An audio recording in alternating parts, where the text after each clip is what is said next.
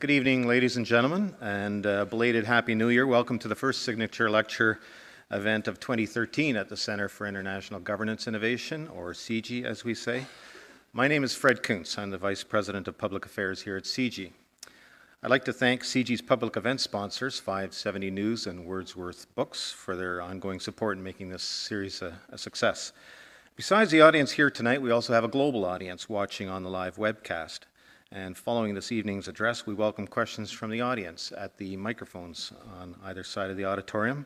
If you're watching online, you can ask questions through the live chat function on your screen, and we'll transmit those questions to our guests here on stage through this screen.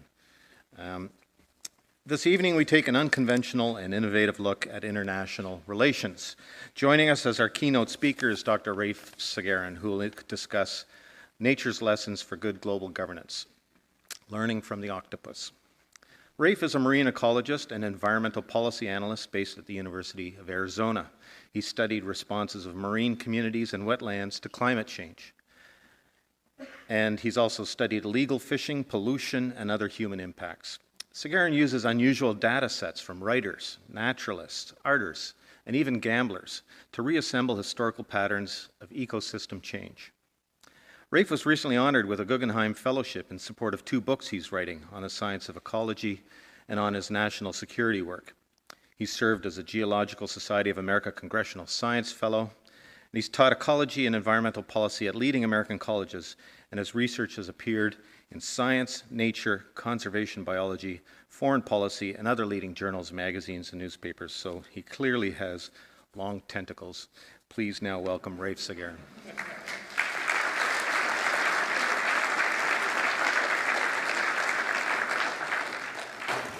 Thank you. Thank you for having me. I'm really excited to be up here with this great institution. So excited that, don't hate me, I left 70-degree Fahrenheit weather in Tucson to come up here. But it's really a great honor to be part of this lecture series and to be able to share with you some of the ideas that I've gathered from nature that may be relevant not just to global governance, but a number of things that we deal with in society. And you'll see that the examples I give in my talk tonight come from all over, from teaching, from global issues, from warfare to business.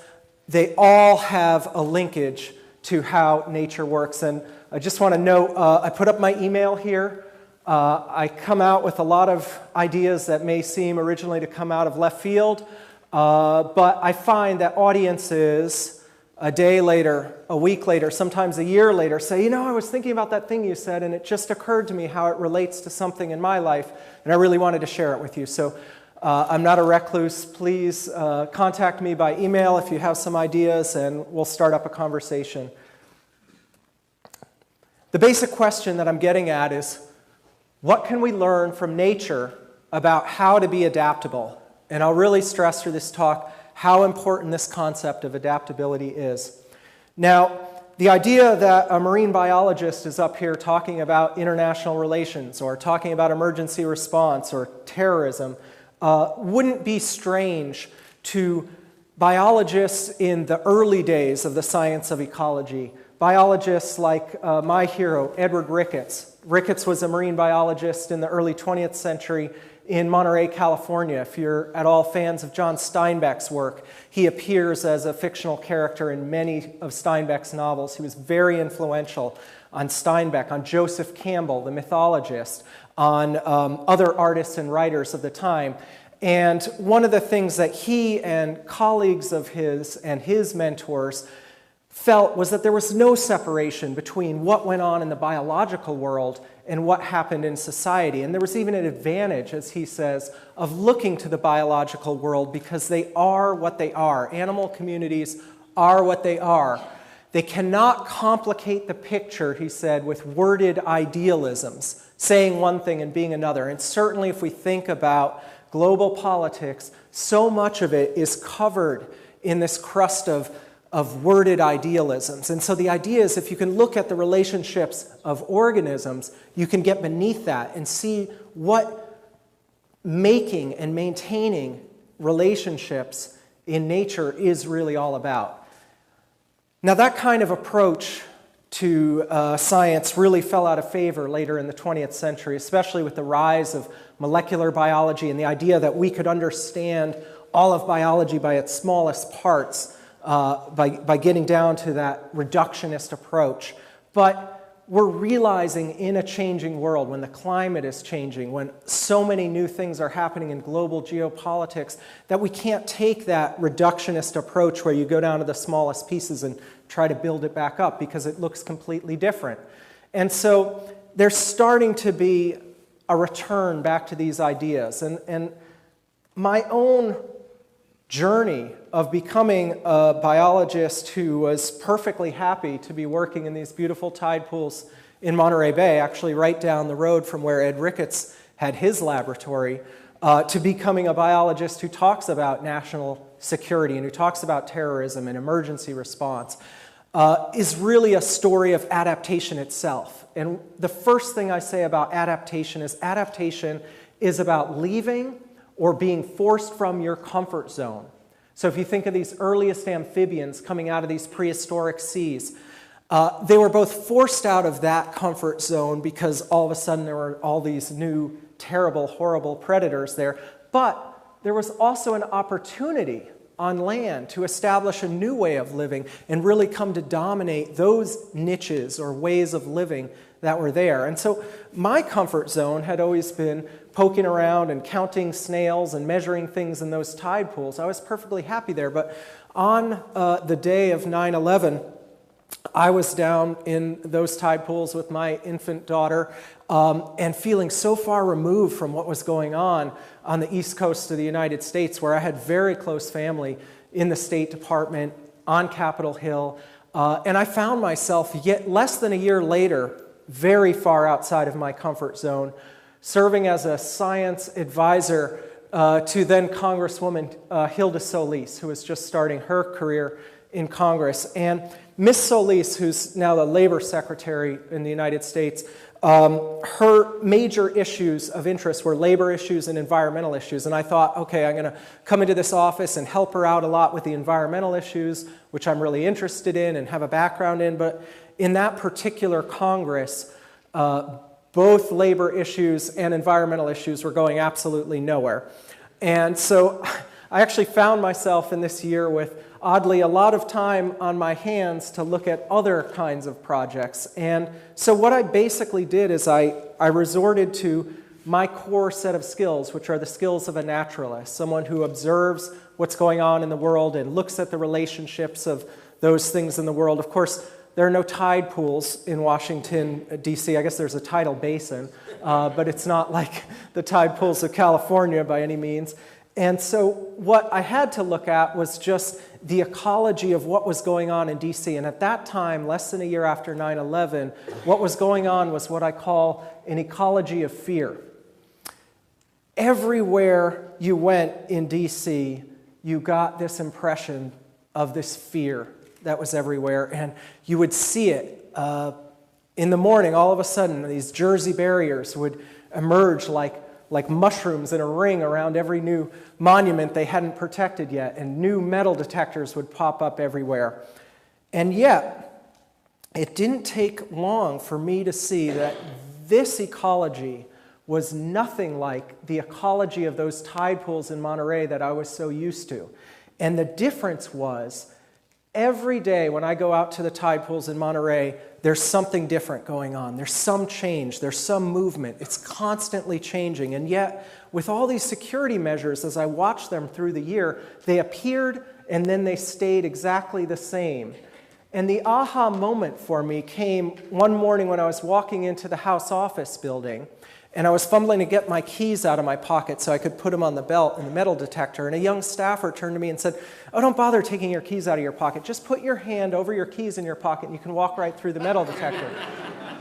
And I thought, oh my God, if a Capitol Hill staffer to save 30 seconds every morning has already adapted to these new security measures, what could a terrorist do who has much more motivation to get through these systems?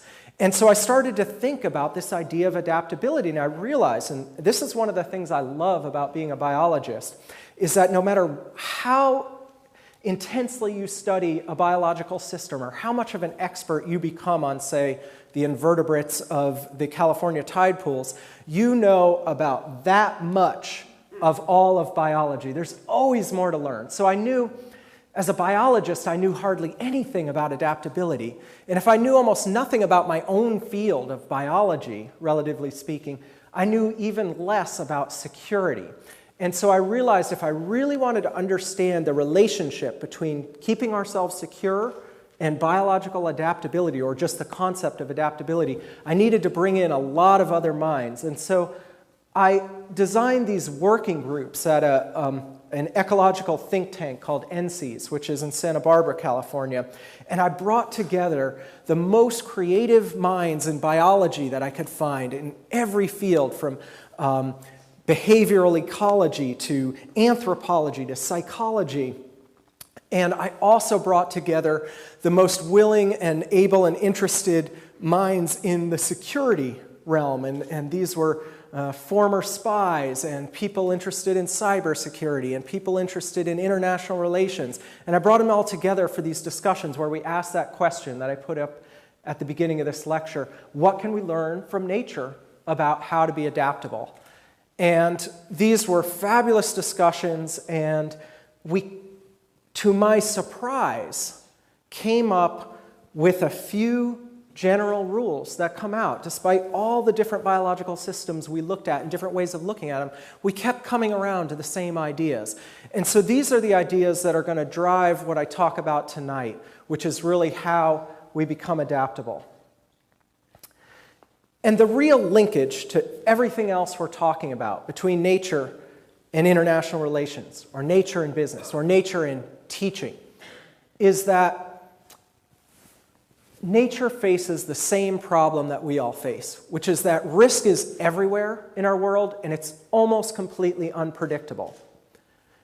The difference is that biological organisms have been dealing with this problem successfully for 3.5 billion years. It's an unbelievably large, almost infinite database about how to solve this problem of risk in your environment that's very unpredictable. And so a few general laws come out from this. The first thing is, I say the world is full of unpredictable risk, but a fish doesn't try to turn a shark into a vegetarian. So what I mean by that is the fish will do anything in its power to escape from that shark. It may even try to form a partnership with that shark. Anything it can do to keep from getting eaten by that shark, but it has no notion in its little fish brain that it is going to get rid of predation in its world.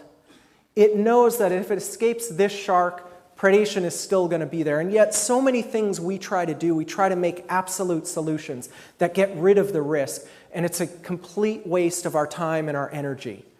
And we saw that a lot after 9/11, the war on terrorism, the war on drugs. In my own field of ecology, we have a war on invasive species. This kind of language implicates that it's something that we can eliminate, when in fact there are underlying risks that will always be there, and we need to learn how to adapt and live with these risks. And living with risk sounds a little passive, but really I hope to show you that it's a very dynamic thing that organisms in nature, again, have been doing for billions of years, and there's a lot of interesting strategies in how you do that. First, a few general ground rules, which are counter to a lot of the ways we think about complex problems in our world. Natural organisms do not plan, they do not predict, and they don't try to be perfect. This runs completely counter to a lot of things we do. We have all kinds of planning exercises. We have predictive models. We try to figure out what's going to happen in the future, and we're always trying to optimize or be perfect or give 110%. Nature doesn't care about that. So as an example of the first thing, I have a little exercise where I ask you all to imagine you're sitting on a drafting table and someone's asked you to plan a fish for them. Someone said, you're going to be the creator, plan a fish for me. None of you, I guarantee, would come up with a fish that looks like this. This is the mola mola, or ocean sunfish. It's the weirdest, most bizarre looking fish. No one would plan to make a fish that looks like this, but this fish is incredibly successful. It's the largest bony fish. It's been around for millions of years. It has learned how to solve a problem and fill a niche or a way of living that no other organism did, and it did it well enough to survive. And even when you see these things live, as I've had the chance to do one time scuba diving, you still don't believe it's a real organism. Secondly, organisms in nature don't predict the future in any kind of long-term way. They are incredibly observational, and so they can get a sense about what is likely to happen or changes that are going to happen. So we looked at animals after the big Boxing Day tsunami and looked back and saw that they were acting strangely all morning, well before any humans had a notion there was a big tsunami wave, and some people wrote they predicted this tsunami. They didn't predict it. They used their incredibly keen observational senses to look for patterns and changes in those patterns, but they weren't predicting the future. And then this idea of perfection is overwrought. First of all, it's not survival of the fittest that matters.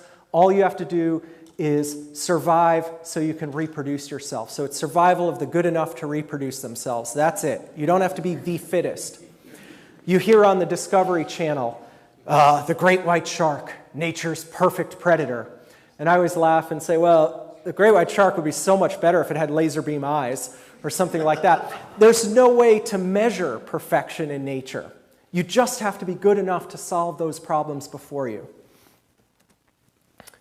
And so this idea of solving problems, living with risk, being adaptable, that sounds well and good. And lots of people and organizations are saying, we've got to be more adaptable these days. And there's sort of a notion, okay, adaptability is about changing and responding to things more quickly and not being all bureaucratic, but it gets kind of muddled after that. And so what I hope to do is break down natural adaptability into simple concepts that we can then apply in a safe way to what we do in society. And that's what I'm going to talk about here. Just 4 or 5 concepts that are common in adaptable systems that we can use. And the first idea, and probably the most important, comes from this amazing member of my working group named Gary Vermeer. Vermeer is a paleobiologist. He studies fossil life, and he's one of the most amazing naturalists anyone has ever met. He can identify all these different fossils from all different eras and all different kinds of species. And it's especially remarkable to most of us because Vermeer has been blind since he was 3 years old. So everything he does is through his sense of touch, and he can touch a fossilized snail and tell you how it lived and how it died and where it belongs in the proliferation of life. And he doesn't just catalog and list species that he identifies, but he looks at patterns in the history of life. And one of the patterns he looks at is what species have been most successful, have diversified the most. What are the characteristics of them? And he finds that the species that are really adaptable are those that have a decentralized way of sensing and responding to changes in their environment. And some examples will help clarify this idea. The octopus is a great example. The octopus, surprisingly, has a wonderful mind. It has a cognitive mind like we do. Its mind is not that similar to us in terms of problem solving and that kind of thing. But it doesn't use this wonderful central brain of its to tell each arm what color to change when it needs to camouflage itself. It doesn't say, arm 1, turn red, and arm 2, you've got to turn kind of fuchsia, and arm 3, turn kind of spotted purple and red. That would take too long, and it wouldn't get the job done. In fact, what happens is individual skin cells spread out all across the octopus's body individually are sensing the change in their environment and changing to respond to it, and that collectively gives the octopus its camouflage. A little closer to home, that's like our immune system. Our immune system has a bunch of cells running around our body looking for invading pathogens and responding to those pathogens without any conference calls up to our awesome brain saying, what should I do now? I think there's a pathogen coming here. Should I do something? What should I do? It just has those individual cells finding the problem, solving the problem, and then collectively giving our body its immunity. We tend, when we are under threat in society to do the opposite. In the United States, one of our biggest responses after 9/11 was creating this, the Department of Homeland Security.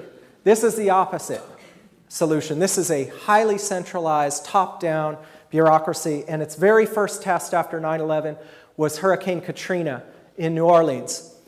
And the big question after Hurricane Katrina, when emergency response wasn't coming, where services weren't coming, was where's FEMA? That's our Federal Emergency Management Agency. Well, if you want to find an agency in a government bureaucracy, you've got to go back to the org chart. There it is. There's FEMA. It's one of these boxes stacked up within this bureau. These boxes are things like the U.S. Coast Guard is one of these boxes. All these huge boxes stacked up in other boxes, and no wonder it took so long to get information and supplies and anything up and down this chain of command. That top box is the President of the United States. That is not decentralized problem solving. I'm going to move on to a second idea, but I'll return to the decentralization idea. And the second major way that adaptable systems work is that they use redundancy to solve many types of problems, because you can't predict what the exact problem will be. We think of redundancy as wasteful, as inefficient, but nature uses it all the time. And if something was wasteful in nature, it would have been selected away by now, but it's everywhere in nature, at every level, from our DNA to individuals, to communities of individuals, to ecosystems. And again, Gary Vermeer gives us some insight about redundancy. He says there's simple redundancy in nature, like this centipede, which has multiple copies of walking legs, and that's all well and good. Centipedes have done fine in evolutionary time, but they haven't been nearly as successful as their cousins, the beetles. The beetles are so successful and have taken over so many niches all over the world and proliferated and diversified so much that the biologist J.B.S. Haldane was once asked, "What do all your studies of nature tell you about the Creator?" And he said, "Well, he must have an inordinate fondness for beetles." So beetles are everywhere, and what they've done is they've taken that simple redundancy and just modified parts of it a little bit. So now those walking legs become wings and armor and devices for shooting chemical weapons and all kinds of different contraptions that are all working on a slightly different version of whatever problem might come up. And this combination of the decentralized sensing the world and the redundancy gives you multiple ways of seeing a problem and multiple ways of responding to a problem. And there are some great examples. I started on a bad note with humans, but there are some fabulous examples of how decentralized and redundant solutions work, how cheap they are, how effective they are. They can be spontaneous or they can be institutionalized. And so it's not just adaptability just happens spontaneously. Sometimes it does. On the day of 9/11, there were thousands of people trapped in Lower Manhattan. And there were a bunch of people in New York and New Jersey and other places who realized, wait a second, I've got a boat. I'm seeing on TV all these people stuck in Lower Manhattan. They can't get anywhere. I'm going to take my boat down to Lower Manhattan, and I'm going to get those people out, and I'm going to call my buddy who has a boat. And you had this spontaneous boat lift by individuals, the Coast Guard joining in. They see what's going on. They realize we've got to get out of the way. We're going to down-regulate everything, let these guys come in and take as many people as they can on those boats, as many people as is safe on those boats. And you had one of the largest, if not the largest, mass evacuations of people, and it all happened spontaneous by individuals who were in the right place, seeing the problem, and had a way to respond to that problem. Now, on the institutional side, Google is an institution that is built with decentralization in mind. One of the things they do is they require every one of their project managers to spend 20% of their time doing something completely different from what they were hired for. It's called 20% project. That activates some of this independent thinking. And one of those 20% projects became what's called Google Flu Trends. Google Flu Trends now uses all of us as those independent sensors of change, because when we start searching, what are flu symptoms? What are flu remedies? My child's doing this. Does she have flu? Google is compiling those searches. And those searches from all of us individually gives Google a trace of when flu is actually prevalent that turns out to match exactly to the same kind of trace of flu outbreaks that you can get from, say, the Centers for Disease Control, which sends out surveys to doctors and hospitals, gets them back to Atlanta, compiles them, does statistics on them, publishes them, and gives you a sense of the flu outbreak that year. The only difference is that Google Flu Trends can give you the same data 2 weeks before the CDC can give you the data. That shows you how powerful and fast decentralized approaches can be. Now, animals especially, all organisms communicate to some extent, but animals especially communicate to mitigate, to reduce the risk that there is always in their environment. And they communicate sometimes in very obvious ways, like this coral snake, which shows through its coloration, I'm poisonous, stay away from me. And they communicate in more subtle ways, and often they communicate in the language of their adversaries. So this ground squirrel, and this is a study that was only done a few years ago. You wouldn't think there's anything interesting about a ground squirrel. But ground squirrels, like many prey species, communicate to their predators. Because what it does is when they make a call to a predator, they say, I know you're there, you can't sneak up on me. And predation is costly. It takes a lot of energy. So you're not going to waste your time on a ground squirrel that knows you're there. Now, what the ground squirrel does, if it's a hawk or a coyote, say, the ground squirrel makes a loud call, a shrill call, and it says, I know you're there. You can't sneak up on me, so don't waste your time. And it usually works. They don't make a loud call when a snake is nearby. Snakes don't hear. A loud call wouldn't do anything. What they do is they lift up their tail and they puff it up in a kind of menacing way, and the snake's like, wow, that ground squirrel looks bigger than I thought it was. I think I'm going to back off. But if, and only if, that snake is a rattlesnake, the ground squirrel heats up its tail because rattlesnakes see in infrared. So this animal is communicating in the language of its individual predators. And it's a lesson we would be well to learn. One example where we did this really poorly is right after we killed Osama bin Laden, the CIA released videotapes that were taken from his house, and all the papers and all the online and television media had similar responses to these videos. Bin Laden's home videos show vain, frail recluse. Videos demystify the Osama bin Laden legend. They talked about how Osama was living in these squalid conditions. He looked raggedy and he was bobbing up and down in this weird way. This message was seen completely differently by our adversaries, by radical Muslims who saw a man who wasn't hiding but kept his beard, like the Prophet would have done. A man who was rich who still lived in poverty, like the Prophet would have done, and was still praying all the time. And so the message we thought we were sowing, look at this pathetic guy who you were all following, turns out to be a message that emboldened his followers because we weren't speaking in a language that our adversaries were understanding. Now, you can do all of this kind of stuff. You can have a decentralized way of sensing the world. You can have all kinds of redundant doodads to respond to whatever comes up. You can communicate effectively, but every organism on Earth will run into the limits of its adaptability. And when it does, it has to reach out to another organism and form a symbiotic partnership. Every single organism on Earth has multiple symbiotic partnerships with other organisms. They can be fleeting partnerships or partnerships that last so long that the species become inseparable. What's interesting about these partnerships is that they often occur between species you would think would have nothing to do with one another, like this little cleaner wrasse fish that goes right into the mouth of this big predatory fish and cleans out its parasites. And they have a good partnership. Another thing interesting about symbiosis, it creates what we call emergent properties, things that you wouldn't expect by just adding one and one together. So we know now that this large predatory fish becomes much less aggressive to all the fish on that reef patch when that little fish has set up this cleaning station. That's an emergent property that we wouldn't expect just from the relationship of the two of them.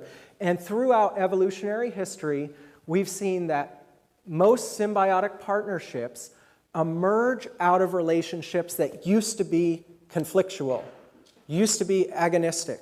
So there's this continual cycle of species being in conflict, finding out that they do better through a symbiotic partnership, and then that partnership coming into conflict with another group of partners, and those eventually becoming symbiotic together. So it's a continual cycling of conflict and cooperation, where cooperation is actually the function that wins out. We tend to do the opposite, again, when we're faced with a problem. We put up a wall against our adversaries. This is close to home for me. This is the border wall with Mexico, just a few miles from my house in Tucson. But I will suggest through examples that symbiotic partnerships between human groups can be used to break these walls.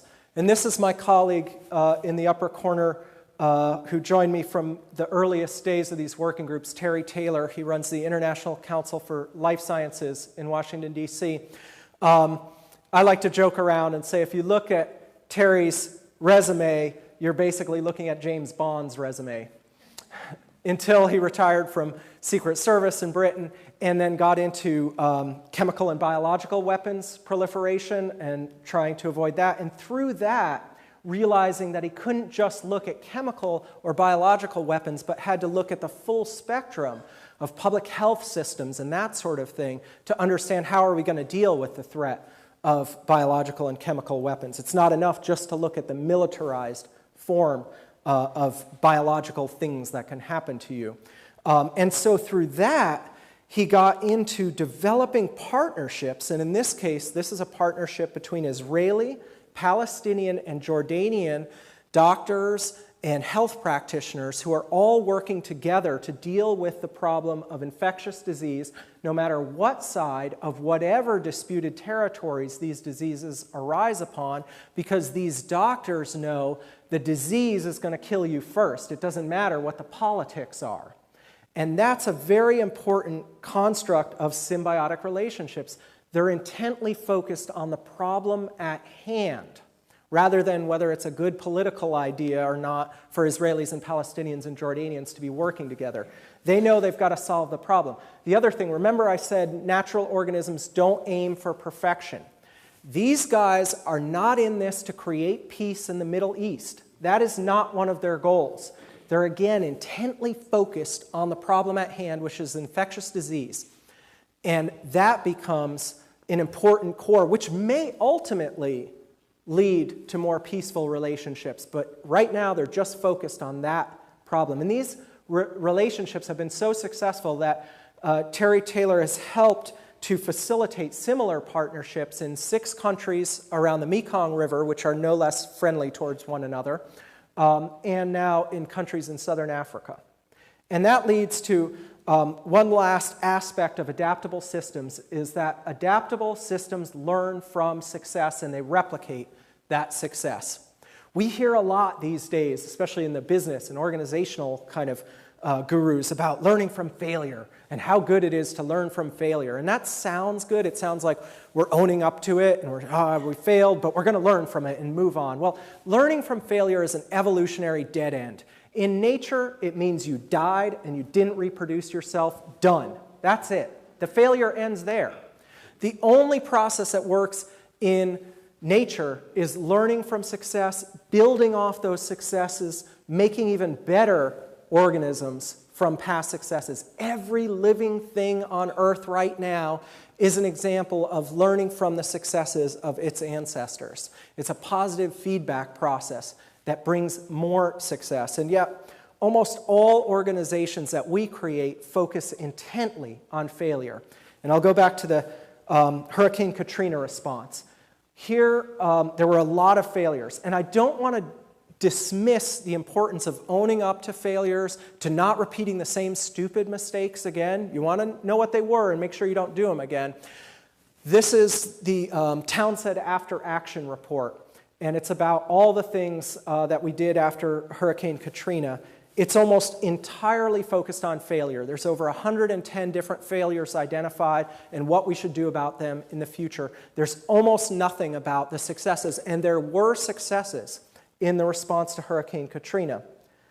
There's nothing about what went right. One of the things that went very right after Katrina is the Coast Guard and partners helped to contain and clean up a 9 million gallon oil spill. You won't read a word about it in the Townsend After Action report, but yet, when would it be important to know about cleaning up oil in the Gulf of Mexico under really difficult... Oh, right, the very next Gulf of Mexico disaster, which was Deepwater Horizon, that oil rig that went up in flames. There was a major oil spill, and the one lesson from the last disaster in the Gulf that you'd want to learn from is the lesson about cleaning up oil. But that wasn't well documented. So the point about all these ideas about adaptability is you can use them as a spotlight to look at, as I've done mostly so far, look at organizations and companies and are they being adaptable or not being adaptable, or we can use it as a map about how to go forward. And I'll just briefly show an example of how in the book Learning from the Octopus I use adaptability as a spotlight. This is the really tragic case of deaths due to improvised explosive devices in Iraq, which is shown in red. These are deaths of US soldiers per month from improvised explosive devices in Iraq in red and Afghanistan in green. And every aspect of adaptable thinking or not adaptable thinking is on display in this kind of tragic scenario, where we went in, and by we I'm talking about primarily the US Department of Defense leading an invasion of Iraq based on ideas, based on plans and predictions about what warfare would be like there. Very quickly, on the ground there, those individual, independent sensors, which are the grunt soldiers and young officers who are down on the ground there, see that this war is not at all like the war that the Pentagon had planned for. And in fact, improvised explosive devices were going to be the biggest threat to their security, not the Republican Guard, not a standing army. And so this issue became so strong that not long into the war, when then Secretary of Defense Donald Rumsfeld came to do a press conference in Kuwait, a young specialist, Thomas Wilson from the Tennessee National Guard, had the audacity to get up and dress down the Secretary of Defense and say, hey, we are out there with hillbilly armor. We're strapping on scrap metal to our Humvees because we're all getting killed by these IEDs. What are you going to do about it? And Rumsfeld quickly responded, well, you go to war with the army you have, soldier, which is about the most unadaptable statement I've heard. But nonetheless, Congress got into the debate. This was widely televised, this little altercation. And they said, we got to get more armor to our troops. What are we doing out there? So this centralized military-industrial machine that we have, the Pentagon and all its contractors got together and said, all right, we're going to design a vehicle that can withstand these blasts. And these vehicles, called MRAPs, mine-resistant vehicles, 20-ton vehicles, they don't get out into Iraq until 3 years after this altercation, by which time over 1,300 additional soldiers had died. And if you look at when they come into the theater on that red curve, it's actually well after a precipitous decline in IED deaths. They're too late for the IED story. And what actually happened was soldiers on the ground started making symbiotic partnerships with the people that used to be shooting at them, with the people that used to be bombing them. Again, symbiosis happens between unlikely partners. These guys found out they were going to do much better giving intel to small American units and tell them where the bombs were and who the bomb makers were than fighting them. And that's what led to that decline. Now, we've got these massive vehicles, and the war in Afghanistan is heating up again. We send them over there without an idea about what the environment's like there. There's no roads that can handle a 20-ton vehicle in Afghanistan, and we're limited to very predictable routes where these vehicles can go. Taliban are running around on Toyota pickup trucks, a 1-ton vehicle that's probably the most adaptable vehicle ever made. They can go where they want to. We're stuck in predictable routes, and unfortunately, the Taliban are learning from their successes, and the IED deaths go up in Afghanistan. So the question is, we don't want to look back and keep saying, well, this is how we weren't adaptable. We want to say, how can we start becoming adaptable again? And I say this because we are, like the beetles, one of the most adaptable species on Earth. We're incredible. You guys live up here in this cold, for example. I'm not sure if I can adapt to it, but we're incredibly adaptable. When you see humans under a force of selection, like we were for most of our evolution on Earth, or like the young officers that I talk to have fought in Afghanistan and Iraq for 10 years, you see people who are incredibly adaptable. And some of the most important lessons I've learned have been from these people who have been forced to adapt. But many of us, thankfully, are insulated from that constant force of selection that causes most organisms on Earth to adapt. So how can we sort of jumpstart that process without harming ourselves, without putting ourselves under fire all the time? And it's a very simple step we can take. We have to switch from giving orders to issuing challenges. Giving orders is when a small group of experts or a leader says, here's what's best for all of us, go do it.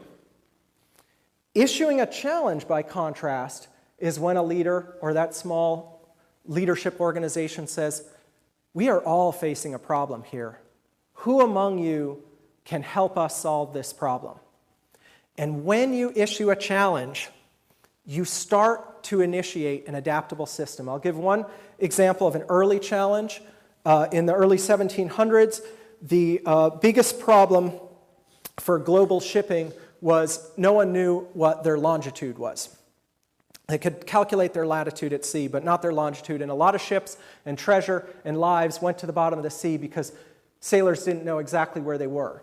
Now, people thought the great astronomers at the time would come up with some way of navigating based on celestial bodies that would get us our longitude. But British Parliament did a smart thing. They issued a challenge, and they said, anyone who can solve this problem, we're going to give you a big prize. And it turned out not to be an astronomer, but a watchmaker who figured out a way to make an accurate chronometer at sea that solved the longitude problem. So it, again, came completely out of left field.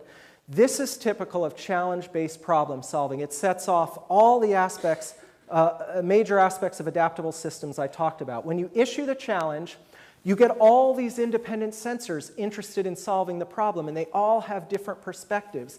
That gives you that creative redundancy, different ways of solving a problem, rather than just the way that the central organization or the leader would do it. And when people come together, they realize, I can solve part of this problem, but I'm really going to need to form a partnership with someone else who understands this other part of the problem, and together we could solve this problem. So you create symbiotic partnerships built around a problem. And if you're a good leader, you'll recognize how to reward the successful respondents to the challenge, and that creates the feedback, the learning from success, that makes sure that you don't just adapt one time to a new problem, but you're continually adapting to whatever new problems come up. And examples of challenge-based problem solving are exploding all over the place now. There are examples in security. DARPA, which is an agency within our Department of Defense. So it's within a big top-down plundering bureaucracy. But this little agency issues challenges. And they typically issue challenges to university engineering departments. Make us a vehicle that can navigate an autonomous course. And it's incredible how quickly and how cheaply the prize to solve these challenges is $1 million. That's what I call couch change to our Department of Defense. And they get incredibly good responses. Businesses do this. 3M, which is not at all a business like Google. It's not a high-flying .com, do what you want business. It's a blue-chip company. But when they wanted to reduce their environmental footprint, they didn't have the CEO send a memo to every employee saying, recycle 20% more, do it now. They issued a challenge. They said, anyone in this organization, tell us how we can reduce our environmental footprint. So you had administrative assistants saying, oh, we could reduce our paper waste by a whole bunch. And you had chemists in another part of the organization saying, oh, we could reduce chemical waste by X amount if we just did this. They had over 8,000 different implemented responses to this challenge. And all people in the organization got for a successful entry was like a certificate of achievement. If people believe in the mission of your organization, they will jump at the chance of solving a common challenge. And we see it again and again and again. And finally, just to turn the spotlight on myself, I'd been giving talks of this nature for several years where, as you saw, I mock the Department of Homeland Security and its org chart. And then I started looking at my classes at the university, and I realized I organize my classes just like the Department of Homeland Security. Because this is a typical class I would teach. I'm that red dot, the professor, and the classroom is the green triangle, and all my students are lined up, expected to be identical, expected to get the same information. So I would choose what we're going to read for the next seminar, a couple different papers, and I'd say, read it, and we'll discuss it. And I always wondered why, I had a couple chatty Cathys who would always talk, and then a lot of other students, even though I'm a dynamic lecturer and I'm really into the stuff I teach about, be, texting under the desk and that kind of thing. And I couldn't get it until I said, wait a second, I'm expecting them to learn in this top-down manner, which is completely counter to the way I've been talking for the last several years about adaptability. And where the sticking point came in, I realized, was in the sacred document of all organizations, which is either at the university, it's called the syllabus. In most of your organizations, it's called an agenda. Whatever it is, it's the document that says, this is what we're going to talk about for the next hour or the next semester. And I'm required by my dean to have a syllabus when I get a course approved. I have to write out the syllabus every day, what we're going to talk about. Now what I do when I go into my classes is I say, everyone take out the syllabus that I had to give you. And I say, rip it up. So we all rip up the syllabus. And in that very first class period, I ask them some simple questions. What are you here to learn about in this class? You signed up for a class on marine environmental policy, but what do you really want to learn about within that topic? Let's list those out. And what could you teach your fellow students about this topic? Or what would you be willing to teach your fellow students about this topic? And that's how we create the entire plan for the course. And you may ask, well, why do you have a syllabus to begin with? This is like what a virus does when it enters a body. It covers itself in some kind of protein cloak so it can get into the body, and then it starts proliferating. I have to have a syllabus because my dean requires me to have a syllabus, and I don't want him to know that I'm doing something completely different until I can show it's successful. This is what these officers in Iraq and Afghanistan did. They did things without going up the chain of command, and when they worked, they told their fellow officers. They learned from success, and by the time the higher-ups heard about it, it was successful. So I've been documenting these courses, and I'll show you how they work. And now I have a built-in measure of success. So when my dean finally learns that I've been ripping up the syllabus, and he'll learn soon because I've been talking about this stuff publicly for a while now, I can say, yeah, I do that, but look, it's really successful because this is what my courses look like now. It looks a little chaotic, but what happens is I have each student own one class period, and they choose some papers that all the other students are going to read. But the other thing I add in is a course wiki site, like Wikipedia, but it's just for our course. The lead student puts up the topic they want to talk about, and every other student takes a riff off that topic by finding a paper or a video or some experience they had and putting it on the course wiki so that by midnight on the night before class, we have the whole course wiki filled up with everyone's contributions that are coming from all over the place. And when we get into class, everyone wants to talk because they own the class now and they have a piece of it. And they're like, yeah, that's just like this article I found, or that's just like this experience I want to talk to you about. For example, in one of my classes, I had a Chinese student, and the lead student was talking about shark conservation. Sharks are being hammered by humans all over the world, and one of the reasons is because they're taken and their fins are cut off and they're thrown back to die in the ocean, and their fins are kept for shark fin soup, which is a delicacy in Asia. That's about what I could say if I gave a talk about shark fin soup and shark conservation. This student from China contributed to the wiki his wedding menu and the wedding menu of his friends, and he showed us the kanji and said, look, my wedding menu is the only one that didn't have shark fin soup on it. And let me tell you what hell it was for my bride and I not to have shark fin soup at our wedding. And those students got such a richer sense of why this is a global conservation problem than if I just lectured to them about it. That's an example of how this kind of decentralized approach becomes much more responsive to the skills that you have in the room. So what I say is that wherever the future is risky and unpredictable is a place where we can learn from nature about how to be adaptable. I have lots of ideas on this in the book, Learning from the Octopus, and in my website, adaptablesolutions.org. Like I mentioned at the beginning, this is a conversation that continues well after these lectures, and many of the ideas I have in Learning from the Octopus came from discussions I had with participants in past lectures I gave. So it's an ongoing, adaptable conversation, and I'm happy to talk to you about it tonight or anytime in the future. Thank you.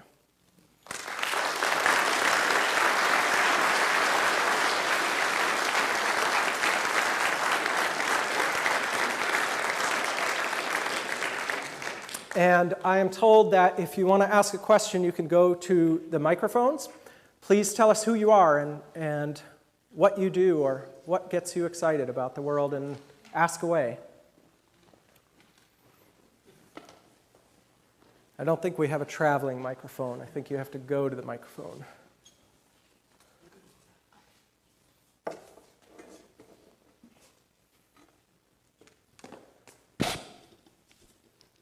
Good evening, sir. You want to define myself? I'm a businessman. I have two questions for you. Yes. Number one, you mentioned the first statement of your lecture is ecology of fear, or ecology of adaptation. This adaptation, and you mentioned two examples. Example number one, you mentioned Bin Laden and his bird, and the second one, the adaptability of soldiers in Iraq and Afghanistan. But you don't mention two things. These adaptation forced the other side, and don't mention it about the Iraqi death. And you should, in the south of the border, we should know that they have to adapt themselves to the situation when you go in. I wonder if you explained what constitutes this fear. Thank you. So the question was about the perspective I took, which was of the US forces in Iraq when I was talking about there. Every story about adaptation has not just two sides, but multiple sides. And when you're telling the story, you inevitably pick a side. You pick the side of the snail that's growing its shell thicker to adapt to the crab, but that's making life harder for the crab to cut into the snail and get a meal. The interconnection of all things in an ecosystem, whether a natural ecosystem or an ecosystem of people interacting, is inseparable. So you necessarily make a shortcut when you pick a perspective and talk about it from there. But we do talk in the book, for example, about the adaptation of insurgents fighting against US forces. And unfortunately, it's a rather grim story, but it turns out that because so many more insurgents were killed than coalition forces, that they actually had stronger, what we call selection pressure, and so they became more adaptable through time. And you see that through time, coalition forces got no better at their job, if you will, of killing or capturing insurgents throughout the conflict because of that continual force of adaptation. And that's what I talked about towards the end, is that we would like to be more adaptable, but we don't want to be under that relentless and horrible tooth and claw pressure of natural selection that we see when there's starvation in the world, that we see when there's war fighting in the world. We want to figure out how to capture the best aspects of adaptability without having to go through that crush of natural selection. And so that's why I talk about issuing this kind of challenge-based way of solving problems. That's one way to jumpstart adaptability and create artificial selection rather than natural selection, which is unfortunately very brutal.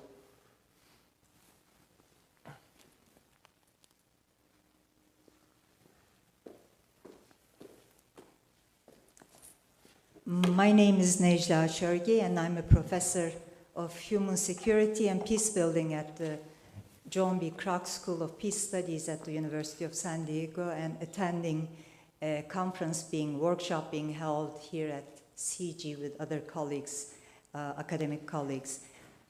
Really enjoyed your presentation, especially its implications for classroom teaching. I have two very simple questions. The first is, we've been learning a lot from ecology in the field of conflict management and peace building. And we've been picking on this concept of resilience. How does resilience play out in your system? And the second one is going back to the quotation you gave at the beginning of your talk about human beings. We're not only struggling for survival, but we have all the additional problems of ideology and values and things like that. And how do you factor that into this framework? Okay, thank you. Two excellent questions. So on the question of resilience, I didn't mention the word resilience. It's on a lot of people's lips these days. We talk about resilience, especially after Superstorm Sandy we had in the northeastern United States. Are these communities resilient to change? I like to talk about adaptation. I think resilience is a great concept, but sometimes it falls into the trap of thinking about resilience that allows you to go back to a previous state. And I'm very much of an ecologist who thinks that there aren't what we call stable states in ecology that you want to or should go back to. There's just continual change and how much you adapt to those changes. So I think adaptability kind of is a broader term that allows you to talk about continual change, and it doesn't have any kind of goal. And this is a hard thing sometimes to get across to some audiences, that there's no goal in biology. Survival isn't even really a goal. It's just about solving problems along the way. Again, there's no optimum solution, there's no best solution, and sometimes people who use resilience slip into this idea that we're resilient and so we can go back to what we are. And to me, that's a very brittle resilience. On the North Carolina coast where I used to live, people were resilient in that they could come back with flood insurance and several $1 million and rebuild their houses exactly where they were on these barrier islands. But to me, that's not being adaptable to sea level rise, for example. The second question is about the worded idealisms and all the human things that we bring. And I don't want to suggest that we just forget about those. And in fact, a chapter of the book, I talk about this field of what's called evolutionary psychology. And it's about what we take with us into this modern world that we have lived in for less than 1% of our time on Earth have we humans lived in societies that are anything resembling what we live in now. For 99% of our time on Earth, we lived in small clans of hunter-gatherers who, again, fought day after day to struggle to survive.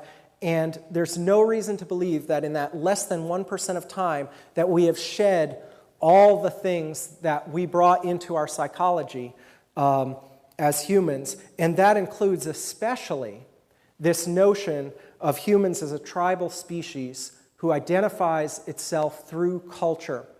And I talk about in the book how you can trace back this system of identity all the way back billions of years to the earliest bacteria and viruses battling it out.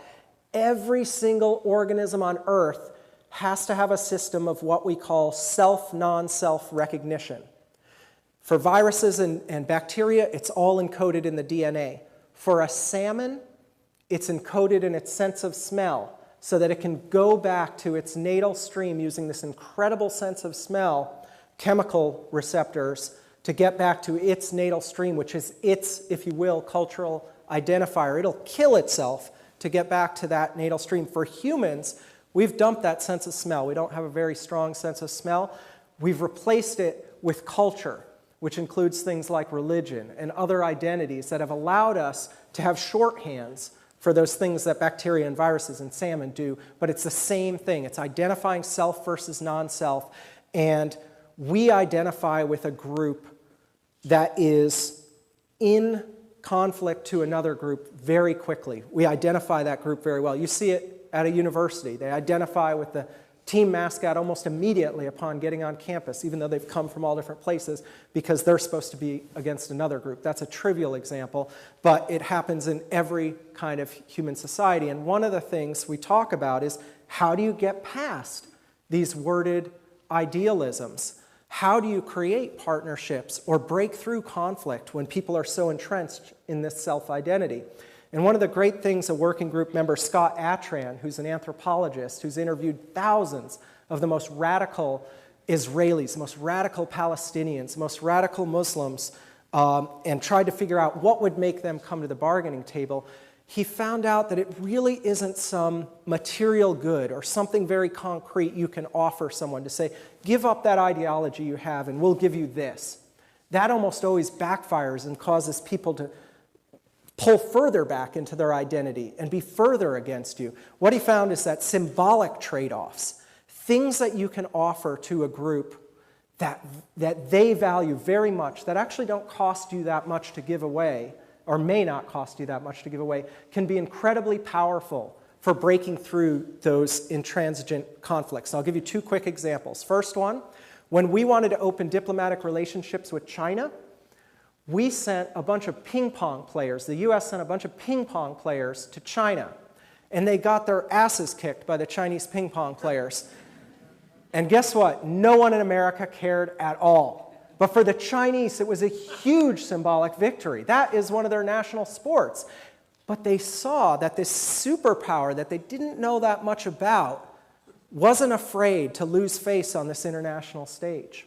And so it was a symbolic gesture that didn't solve major problems, it just opened the door to it. And the second more recent example, you may have seen this in the film Invictus. Nelson Mandela, when he came to power in South Africa, was urged by his party members to abolish the Springbok rugby team, which they saw as a vestige of white rule, of apartheid. And he said, no, I realize the symbolic importance of the colors and the name and the team of the Springboks to white South Africans. And it doesn't actually cost us that much, except an opportunity missed for petty revenge to get rid of this team. So we're going to keep it and elevate it. And that was a symbolic gesture to white South Africans that his government wasn't going to be about just annihilating and getting full revenge for what had perpetrated before. So those are two quick examples of how to break through intractable conflicts.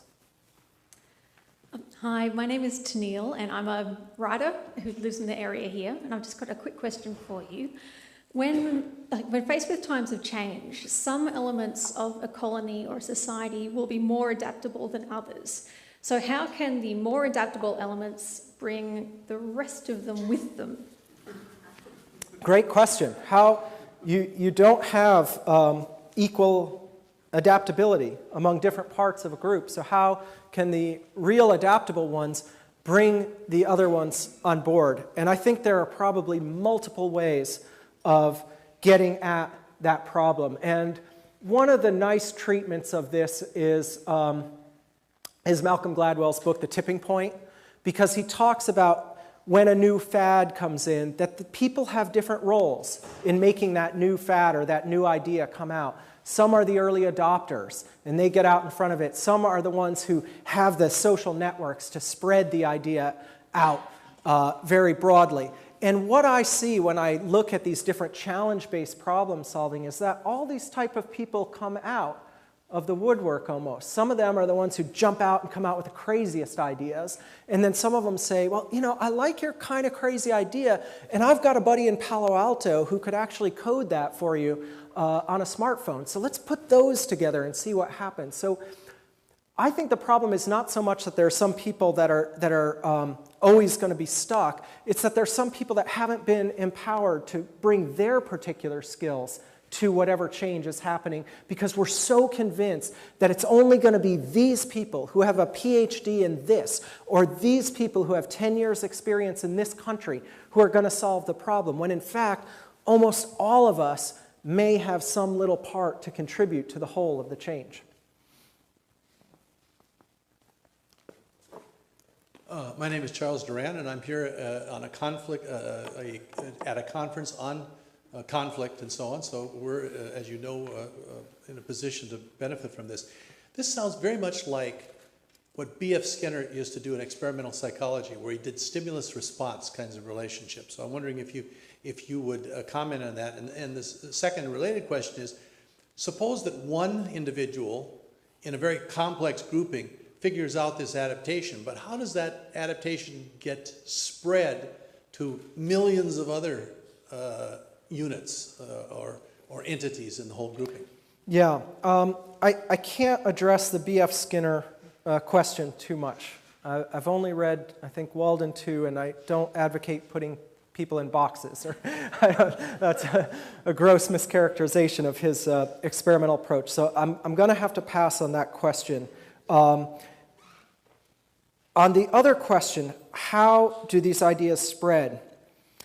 I think that is going to be a very interesting question for study now that we're seeing, really within just the last few years, a lot of this very decentralized, flattened adaptability coming out and seeing how these things spread. Why does this guy Psy with this mediocre video get 1 billion hits on YouTube for Gangnam Style? This is a question a lot of people are asking. How do these things spread? And there are a lot of auxiliary questions that come out of it, like, for example, creative types, who tend to be the ones who are first out there putting this stuff out, are very excited now that they're seeing their ideas spread very, very far and wide very quickly, but they're also discovering that it doesn't pay the way it used to be. I heard a musician on the radio whose song, very obscure band, had gotten 3,000 hits on Pandora, and his 3-person band shared a royalty check for 21 cents for those 3,000 hits. So we're really in a new realm where there's a different model of movement between idea generation and how you get rewarded and paid for that. I was just at a marketing seminar, and this addresses a question from a little bit from Taylor, who's on the screen, from Hamilton. I was just at a marketing seminar where I gave a talk about this, and one of the other lecturers was the head of marketing for Viacom, which is the MTV company. And they're talking all about how to market to the millennials, which is this young, huge cohort that's coming up. Apparently, 1/3 of all millennials are convinced that they will become famous. This is the biggest cohort ever in Earth history, and 1/3 of them think they're going to be famous. So when Viacom buys a little soda company from Dr. Pepper, who says, Viacom, if you can figure out how to market these millennials, this obscure little soda company, we'll give you an interest in the company. That's how much we just want you to try it. So when they come up with a viral marketing campaign that says, hey, millennials, we got this awesome new soda, make a video and we'll put it up, and it spreads like wildfire because their motivation is not to get rich, but to get famous. So the question about how to spread these ideas, and what I've seen in every organization that's done a challenge, is figure out what motivates the people in your organization. And it's going to be different for every organization and every type of challenge. You can't just say, okay, all of you go out and do something really cool for me. It's got to be directed at a problem. So when I talk to the American Red Cross, that's an easy organization because everyone, from the volunteer who hands out sandwiches at a relief effort to the CEO, firmly believes in the mission of the American Red Cross. So when you ask them for a challenge, they're ready to go, and they're going to do it. How it spread in the military, as I mentioned, was just young officers who now are much more connected than they might have been, say, in Vietnam. They were saying, hey, I tried this thing. For example, I'm going to tell you a story. I probably shouldn't. I couldn't put it in the book. But a young officer told me, we had a problem going from my first to my second tour. My first tour was totally kinetic, shooting, bang, bang, all that stuff my young Marines loved. The second tour was I had to calm down my young Marines, and we had to go to meetings, lots and lots of meetings about road building, about building infrastructure, all this stuff. So I'd send my soldiers out to these meetings, and the Iraqis would come back to me and say, this isn't going to cut it. We do not want enlisted men at these meetings that are so vital to our future. You need to send us officers. Well, this is a young commander. He's got 2 officers. he can work with. What does he do?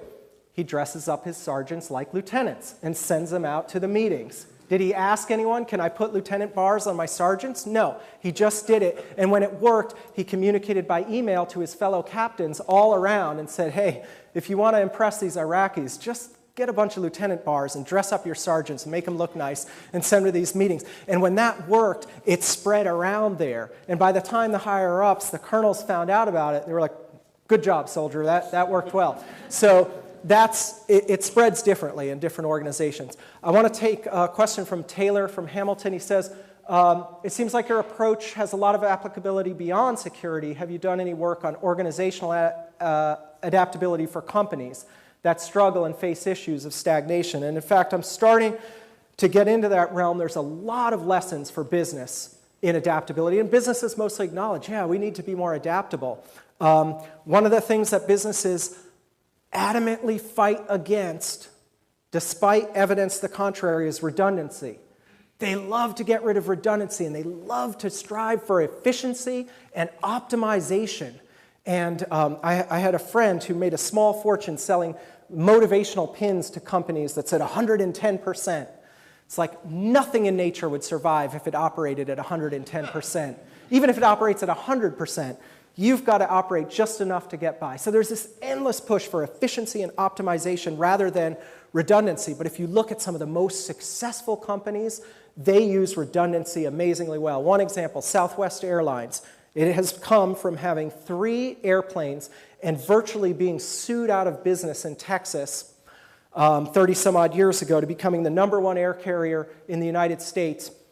Southwest Airlines has one type of aircraft. They have 700 of the exact same aircraft. They use that redundancy.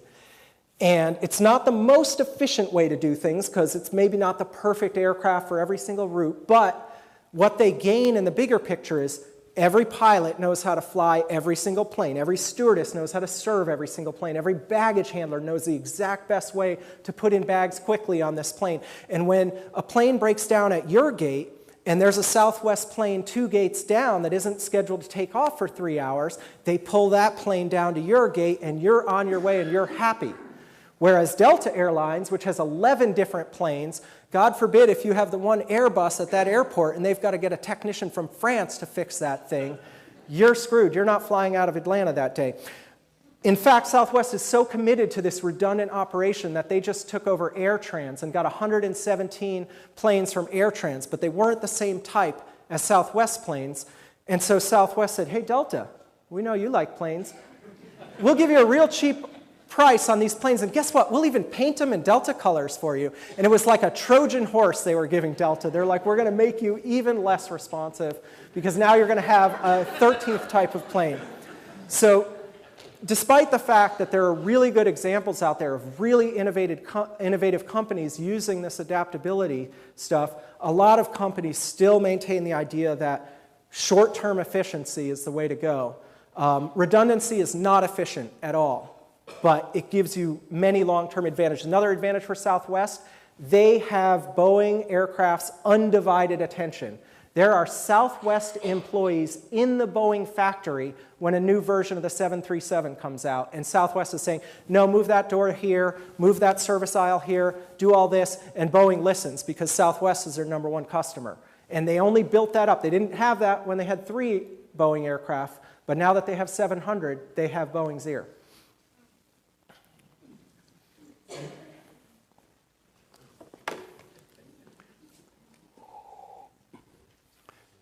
Animal risk mitigate, all these animals mitigate risk. Why the human being at the present time don't adopt that risk, in your opinion, or any factor for this adaptation of risk?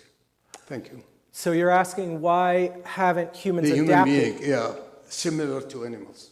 Yeah, and so the question is why haven't human beings adapted like other organisms have? And what I say is, again, for 99% of our time on Earth and for over 1 billion people right now today who are literally struggling to survive, there is still that intense selection to adapt. But many of us, and again I say thankfully, through medicine, through technology, indeed through our own adaptation, have insulated ourselves from the daily need to be adaptable. And it's these crises, like Hurricane Katrina or 9/11, that suddenly wake us up and be like, oh, wait a second, we've been kind of asleep. We've been just kind of on cruise control. And so the idea is, how do we get ahead of those crises by setting up systems that are more inherently adaptable than the systems we tend to go for, the syllabus-driven classroom, the bureaucracy-driven emergency response organization. How do we continue to have that adaptability? And that's what I'm trying to challenge people and organizations to do. David Welch, Balsley School. That was a great lecture, by the way. I really enjoyed it. I learned a lot. So thanks. So one narrow technical question, which is, how on earth does a ground squirrel know how to respond differently to different predators? And one bigger question about decentralized sensing and the signal-to-noise problem. How does nature solve the signal-to-noise problem? And one of the things the 9/11 Commission showed was there was plenty of information in the system, widely distributed well before 9/11, but it wasn't integrated, and it didn't find its way where it had to go. Yeah. How Okay. does nature solve that? Two great questions. The ground squirrel question, totally baffling and mystifying to me. How many iterations of communication with other organisms did it take for today's modern ground squirrel to figure out all these different ways to talk to its predators? It's an incredibly baffling story, and that's why that paper excited me so much when I read it just a couple years ago. And you see it all the time with all kinds of organisms. Cuttlefish communicate to other cuttlefish in secret polarized pulses of light. I saw a video of an octopus that swims down a coral reef, and straight down the middle of its body is a dividing line. One side is all these crazy tie-dyed psychedelic colors. The other side is perfectly dull. And the biologist who was diving with this octopus said, that side is where the female is, that side's where the male is. To the female, he's saying, check me out. To the male, he's saying, nothing's going on here, buddy. How you doing? Wow. Nature is amazing. So, to the second question, which was, remind me, I got so excited about the octopus. Signal-to-noise ratio. How does nature Signal-to-noise ratio. So the signal-to-noise ratio, what is just idle chatter out there and what is a clear signal? And there's this great story in the book. And here's a story some people at first get surprised I tell, because it's about the imperfection of nature. My friend Dan Blumstein, a professor of behavioral ecology at UCLA, who we all call Marmot Dan, because he loves marmots. Probably most of you know what marmots are. Big, medium-sized alpine mammals that live in groups. And Dan studies everything about marmots. And he does all sorts of weird experiments with them. He sends in a little remote-control truck with a badger pelt over it that he calls Robo-Badger. And he looks at what happens in the marmot community when Robo-Badger comes into town and how different individual marmots, who all have their individual personalities, respond. And what Dan finds is that there are marmots which he calls cool-hand Lukes, or cool-hand Lucies. And these are the marmots who, they also alarm call, like the ground squirrels.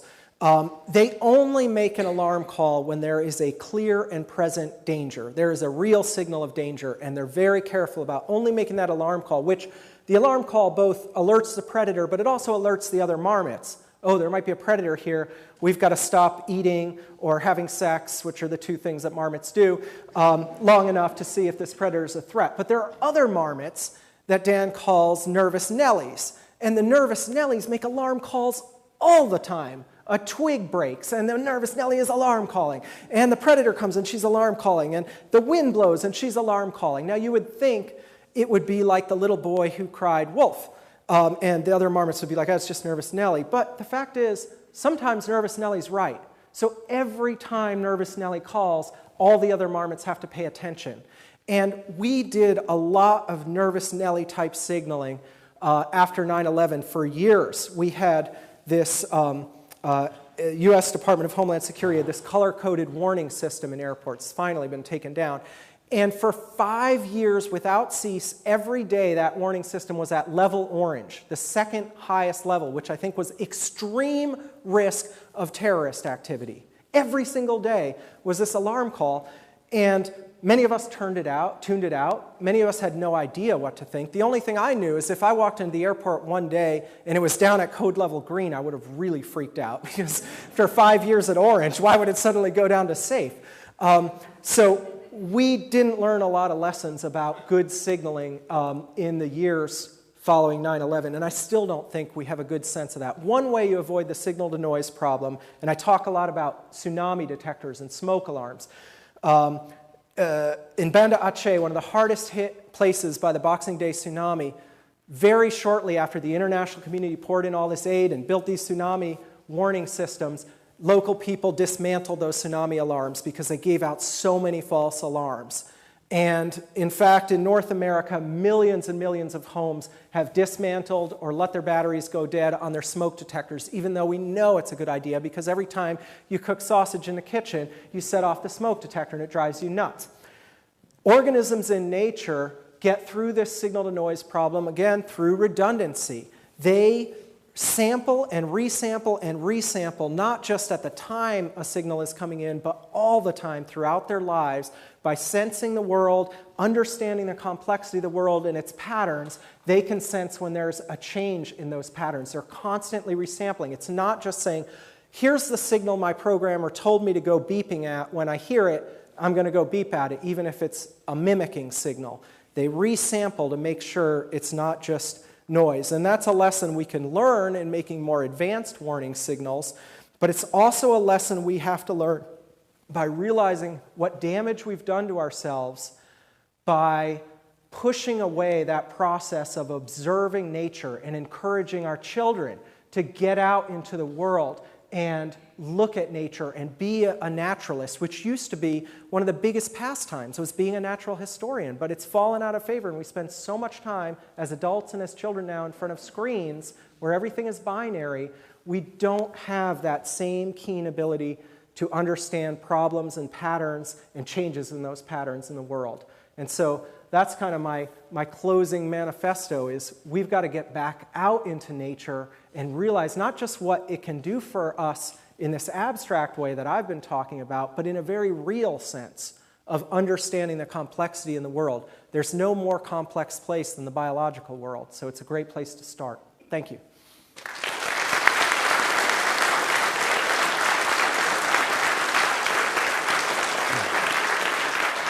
Thank you.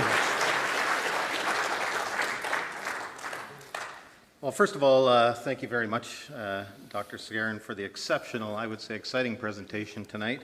I very much enjoyed it. I know that I'll have a different framework for analysis next time I'm watching, well, whether it's Planet Earth documentaries on the Nature Channel or the news on CNN, I'll be looking at it differently. And I think greater minds than mine will have to figure out what the lessons are for international affairs, including possibly some of the experts we have at CIGI this week on global security issues. A very esteemed audience, and I'm glad they were able to see this presentation. I realize it would be too literal to say, you know, if we're negotiating with the Taliban that we should shake our bushy tail. But I guess even I understand that in solving the world's challenges today, there are approaches to problem solving that we can find in unconventional places and maybe even obvious places like the nature all around us and within us. So thank you very much again for that.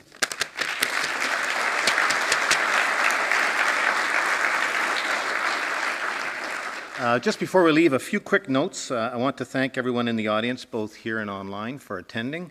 The video from the live webcast will be posted to CIGI's website in our online video archive. Our next few events in the CIGI auditorium will take place on Wednesday, February 27th. At 7 p.m., Thomas Edsel will present The Changing U.S. Electorate, America, and the World. Thomas is a professor of journalism at Columbia University following a 25-year career with the Washington Post.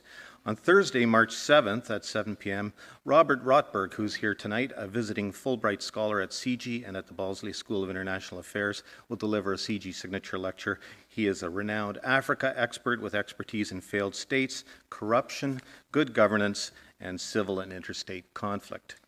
And on Monday, March 25th, At 7 p.m., award-winning journalist and vice chair of the UN's Global Commission on HIV and Law, Shireen El-Feki, who is from Waterloo originally, will take an innovative look at shifting sexual attitudes and behavior in the Arab world at a lecture entitled Sex in the Citadel.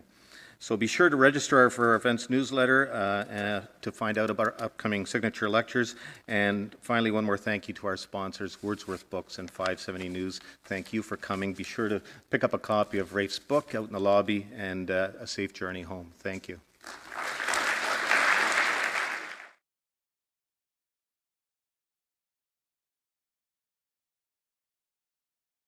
Geopolitics, that we can't take that reductionist approach where you go down to the smallest pieces and try to build it back up because it looks completely different. And so there's starting to be a return back to these ideas. And my own journey of becoming a biologist who was perfectly happy to be working in these beautiful tide pools in Monterey Bay, actually right down the road from where Ed Ricketts had his laboratory, to becoming a biologist who talks about national security and who talks about terrorism and emergency response, is really a story of adaptation itself. And the first thing I say about adaptation is about leaving or being forced from your comfort zone. So if you think of these earliest amphibians coming out of these prehistoric seas, they were both forced out of that comfort zone because all of a sudden there were all these new terrible, horrible predators there, but there was also an opportunity on land to establish a new way of living and really come to dominate those niches or ways of living that were there. And so my comfort zone had always been poking around and counting snails and measuring things in those tide pools. I was perfectly happy there, but on the day of 9/11, I was down in those tide pools with my infant daughter and feeling so far removed from what was going on the east coast of the United States, where I had very close family in the State Department, on Capitol Hill, and I found myself yet less than a year later, very far outside of my comfort zone, serving as a science advisor to then Congresswoman Hilda Solis, who was just starting her career in Congress. And Miss Solis, who's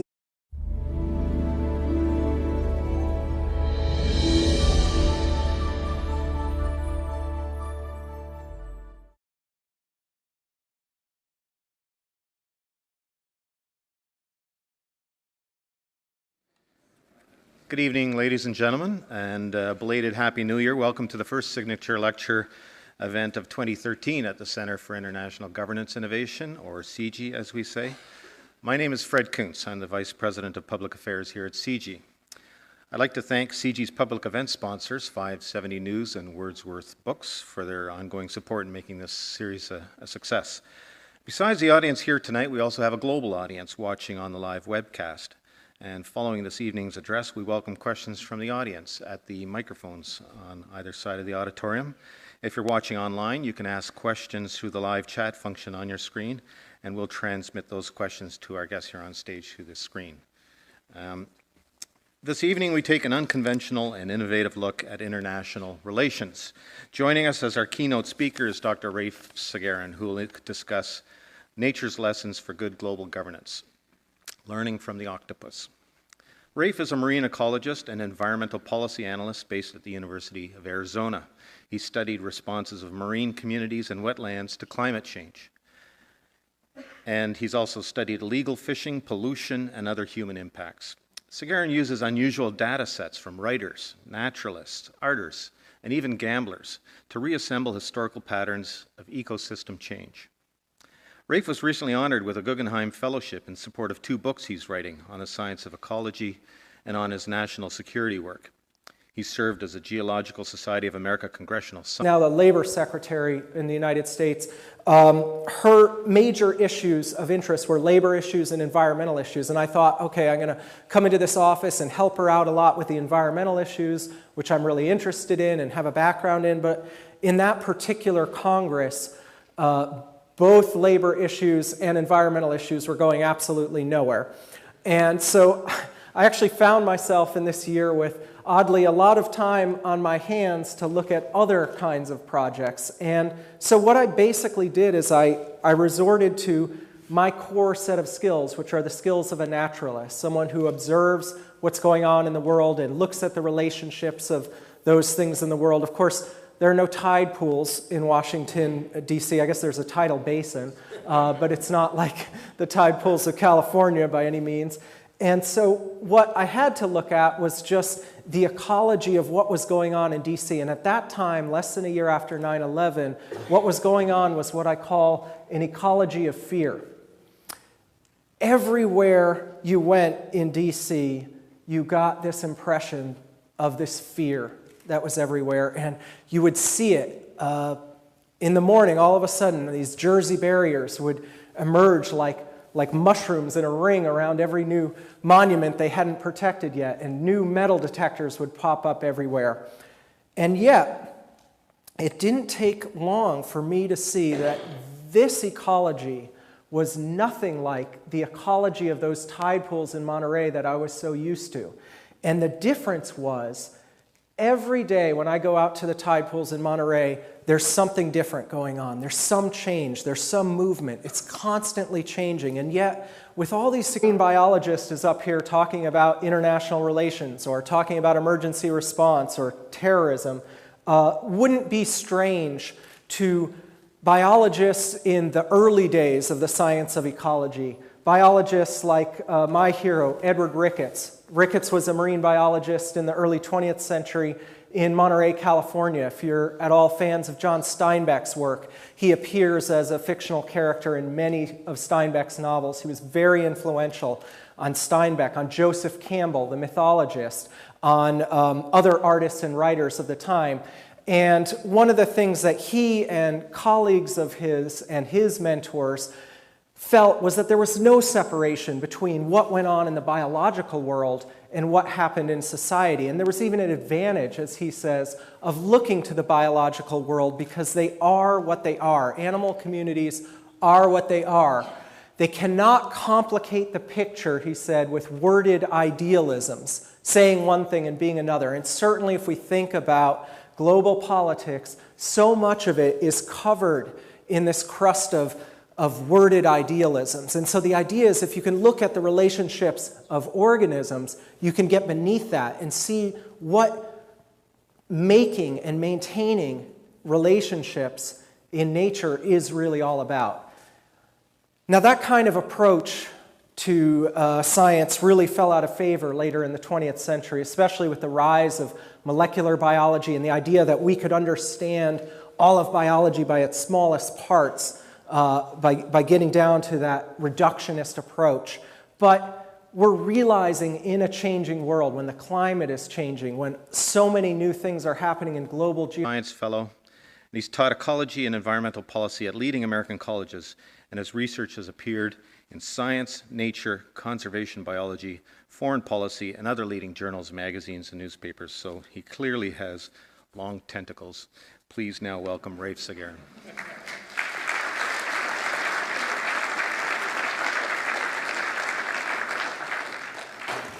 Thank you. Thank you for having me. I'm really excited to be up here with this great institution. So excited that, don't hate me, I left 70-degree Fahrenheit weather in Tucson to come up here.